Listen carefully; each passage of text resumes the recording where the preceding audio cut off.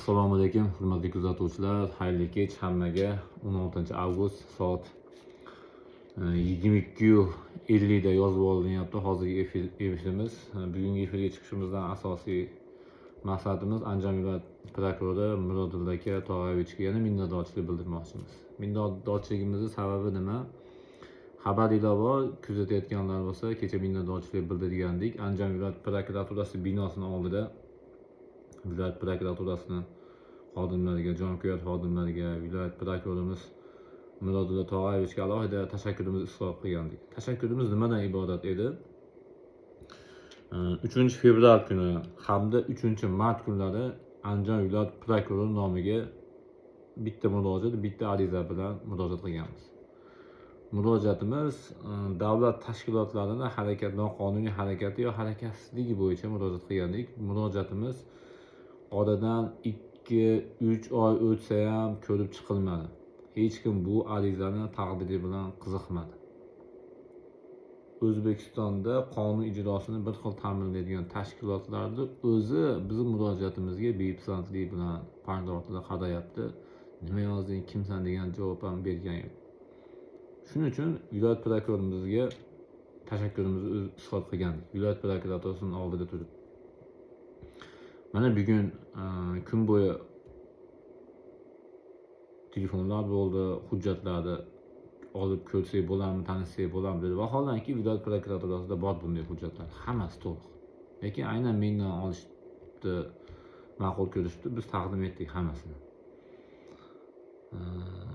Bu birinchi masala. Ikkinchi asosiy masala, bugun soat 17:00 da, soat 5 larda Andijon viloyat prokuraturasidan qo'ng'iroq bo'ldi. 74-237 9907 raqamidan. Viloyat prokurorimiz shaxsan Mirodulla Tog'ayevich siz bilan uchrashmoqchi. Aynan kechagi murojaat bo'yicha vaqt bo'lsa kela olasizmi? Soat 7larga dedi. Viloyat prokurorimiz ko'rishmoqchi shu murojaat bilan dedi. Biz xursand bo'ldik, juda ham xursand bo'ldik murojaatimiz e'tiborsiz qolmaganiga. Ijtimoiy tarmoqqa chiqqanimizdan keyin reaksiya bo'lyapti. Juda xursand bo'ldik.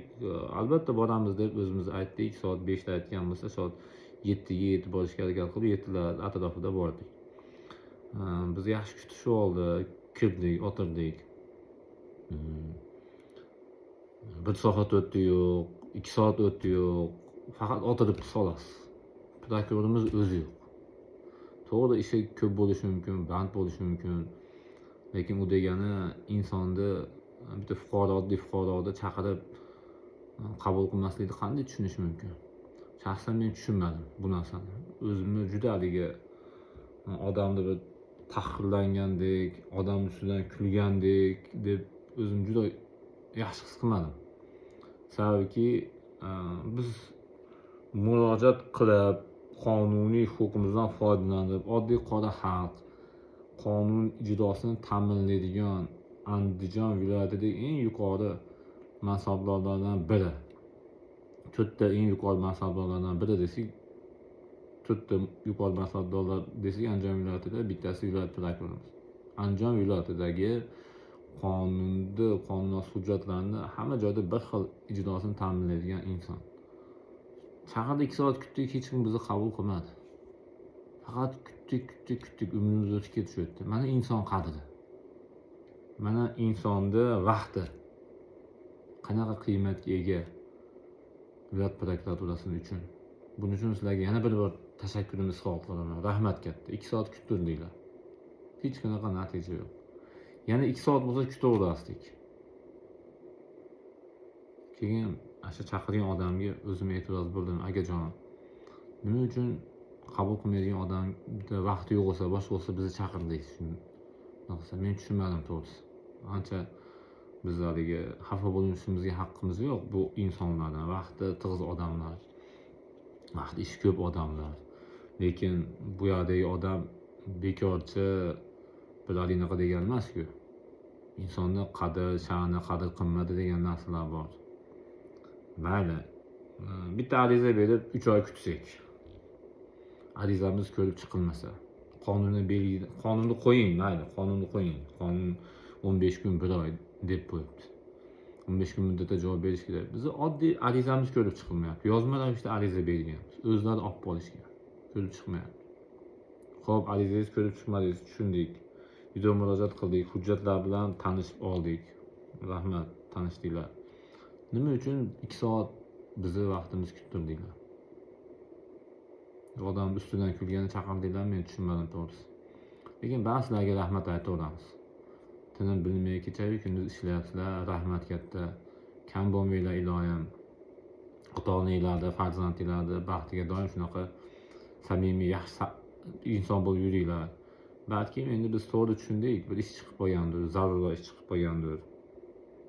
O'zlari vaqtiga qarab turib chaqirdimikin yo adashib chaqirdimikin, yo bo'lmasam bizni chaqirgan odamlar aldadimikin, men tushunmadim to'g'risi nima bo'lganini. Lekin viloyat prokurorimiz Murodullo Tog'ayevichni nomidan chaqirganiga men o'zim ham ajablandim. Sababi nimagaki, chaqirib qo'yib 2 soat kuttirib yo'qolib qolishni bilmadim. Bu qaysi mezonga to'g'ri keladi, qaysi alindaga to'g'ri keladi, mayli. Endi biz kichkina odammiz, bitta qora xalqmiz. Shu qora xalqni 35 million qora xalqni bitta insonda haq-huquqi yer bilan yakson bo'lsa, qonuniy manfaati buzilib, prokuratura organlari orqali ko'rib chiqilmayotgan bo'lsa, bu hech narsani o'zgartirmaydi. Hayot davom etaveradi. Ana shu biz sizlardan xafa emasmiz. Rahmat katta hammanglarga. Sog' salomat bo'linglar. Joninglar sog' bo'lsin. Nima deymiz endi? Ishinglarga baraka bersin. Qonun ustuvorligini ta'minlash bo'yicha hech qachon charchamanglar. Kuninglardan, tuninglardan xayrli bo'lsin. Viloyat prokuraturasi xodimlariga, viloyat prokurorimiz Murodullo Tog'ayevichga alohida tashakkurimizni izhor qilamiz. Rahmat katta hammanglarga. Salomat bo'lasizlar.